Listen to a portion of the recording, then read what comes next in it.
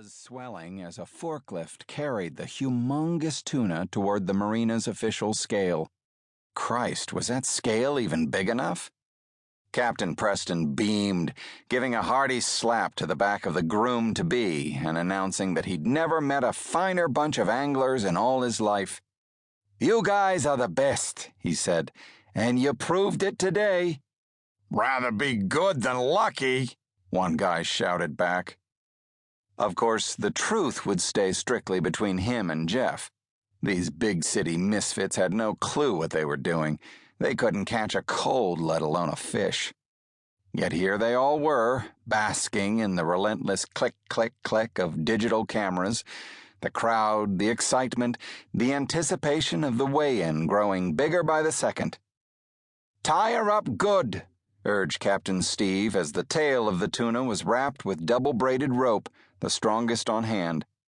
On the count of 3, she was hoisted high into the air. The crowd oohed and awed appreciatively. This was some fish. 600, 700, 800 pounds. The arm of the scale shot up like a rocket.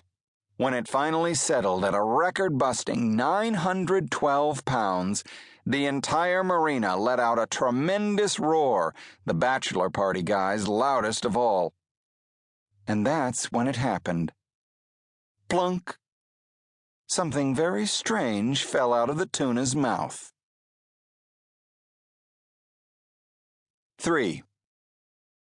The mysterious stowaway landed on the dock and rolled right up to Captain Stephen Preston's knee-high black rubber boots. "What the hell is that?" someone asked from the back. "Let us in on the joke." But everyone else could see plain as day what it was, a Coke bottle, the old-fashioned kind, real glass. "That's some funny-looking bait you use, Steve," joked a captain from another boat. The crowd laughed as Steve bent and scooped up the bottle. He held it up to the bright morning sun and immediately scratched his head of curly blonde hair. There was something inside. What the hell was it? Quickly he removed the makeshift seal of a small plastic bag held tight by a knot made of vines. This was getting stranger by the minute. With 2 shakes, he was able to reach the edge of the contents with his pinky. He pulled it out. It wasn't paper, more like some kind of fabric, and there was writing on it. "What's it say?" asked Jeffrey. The entire dock was silent as Steve Preston read the note to himself.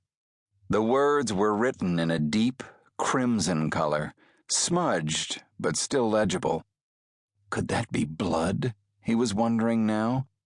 And whose blood is it? "Come on, what's it say?" asked Jeffrey again. "You're killing us with suspense." Captain Steve slowly turned the note so that those around him could see for themselves. The collective gasp that followed was instantaneous. "That family! They're alive!" he managed. "The Dunne family!" In a flash, a vacationing reporter from the Washington Post reached for his cell phone to call his newsroom. He was back on the job. Meanwhile, Captain Stephen Preston just stood before the crowd and smiled. All he could think about was how the note in the bottle ended, the part about the reward. The $sign, the number 1, and all those amazingly beautiful zeros after it. "Jeff," he said slowly, "this tuna's worth a hell of a lot more than we thought."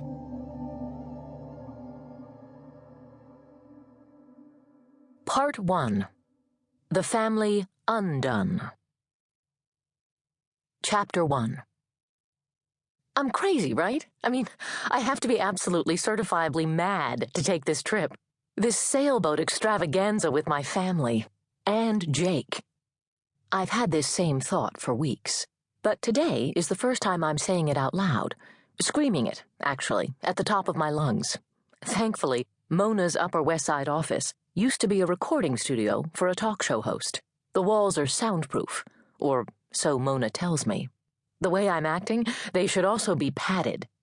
"No, you're not crazy," says Mona, being her usual calm self.